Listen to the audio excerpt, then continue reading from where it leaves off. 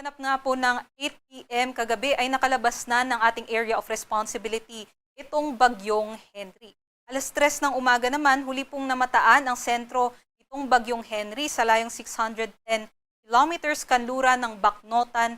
La Union Tropical Depression pa rin po ito sa labas ng CAR at may taglay na hangin na aabot sa 55 kilometers per hour at pagbugso na aabot sa 70 kilometers per hour. Sa kasalukuyan, kumikilos po ito pa west-northwestward sa bilis na 25 kilometers per hour.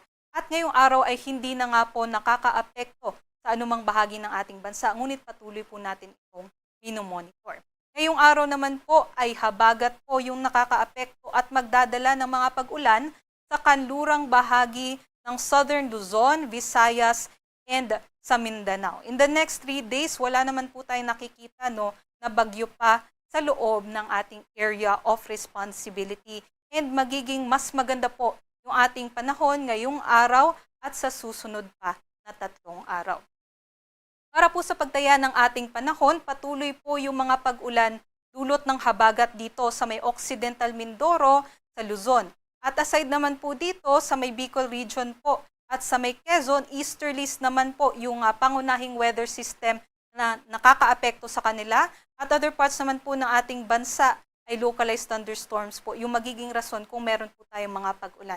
But generally po, ay maganda po yung ating panahon sa malaking bahagi ng Luzon, except na lamang po dito sa Occidental Mindoro, apektado pa rin po ng habagat. Ito po yung ating mga agwat ng temperatura kung saan mas matataas nga po yung ating maximum temperatures. Ngayong araw, mainit at malinsangan po.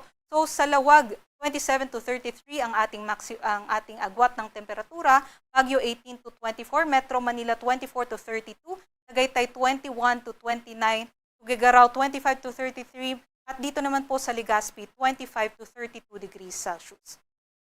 Dumako po tayo dito sa Palawan, Visayas at Mindanao. Patuloy nga po yung mga pag-ulan, katamtaman hanggang sa malalakas dito sa Palawan, so sa Kalayaan Islands and Puerto Princesa, mas mababa po yung ating temperatura, 24 to 31 degrees Celsius sa Puerto Princesa at 26 to 30 naman po sa Kalayaan Islands.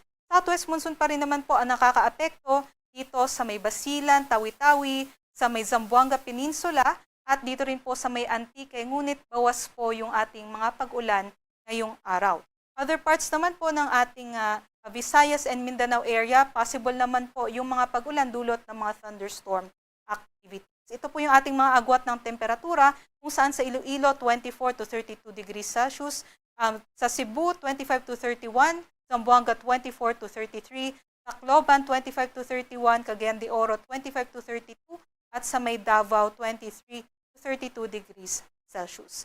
At dito nga po sa eastern section po ng Visayas at Mindanao, yung pangunahing weather system din po na nakakaapekto sa kanila ay easterly. So mas madadalas po yung ating mga thunderstorm activities sa hapon hanggang gabi.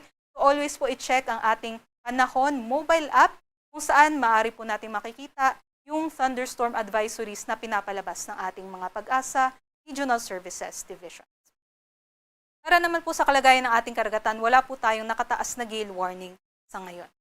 At marami pong nagtatanong, meron po kaya tayong inaasahan na bagyo next week? So, by July 6 to 12, base po sa ating Tropical Cyclone Threat Potential Forecast, ay maaari pong may pumasok na malakas na bagyo.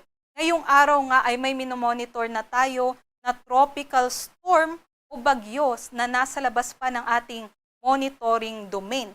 At nakikita natin itong tropical storm na ito ay mas lalakas pa sa susunod na mga araw at posible nga pong pumasok ng ating area of responsibility sa kalagitnaan ng susunod na linggo. So possible po by Wednesday or Thursday ay pumasok po ito dito sa ating PAR ayon po sa ating mga huling datos. At ito nga po sa nakikita natin ay maaari pa maging typhoon o super typhoon category at pagpasok ng ating PAR ay tatawagin natin sa local name na Inday.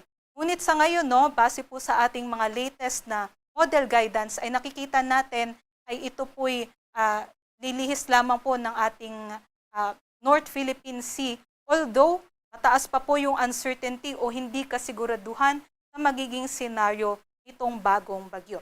Ang ating nakikita po, magkakaroon po ng paghila itong bagong bagyo sa ating habagat, kaya't asahan po natin kalagitnaan po ng susunod na linggo hanggang over the weekend po ay magkakaroon tayo ng mga pag-ulan sa kanlurang bahagi ng ating bansa at posible nga pong ma-enhance yung ating habagat. Kaya prepare na lamang po tayo para sa ating mga kababayan sa kanlurang bahagi ng ating